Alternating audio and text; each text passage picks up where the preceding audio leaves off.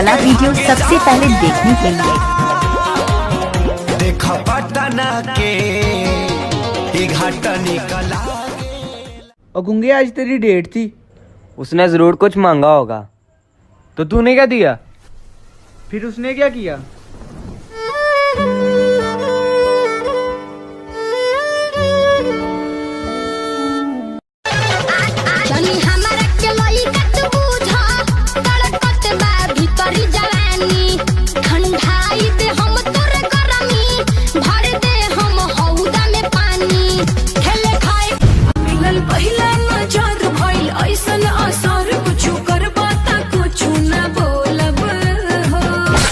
माटी के शरीर से पाइप तुम सब है जैसन बोलब हो।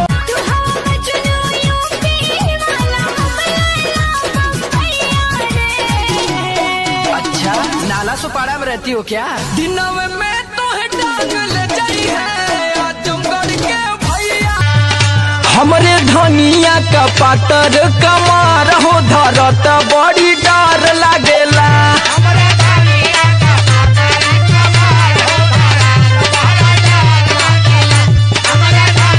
टिकटॉक पे लड़कियों का रोना।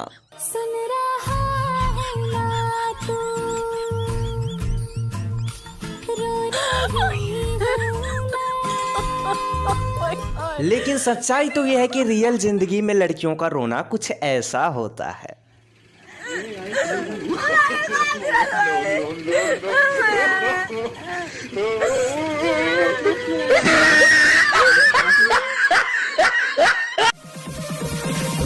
कमर करके 47 बार, कमर करके 47 बार, तब करे बहिना बालिक बार। गुड्डू कहला नु हमके टाइफाइड हो गइल बा। ए बेहुदा टाइफाइड कहले हुई है। दवाई बटले ले बने।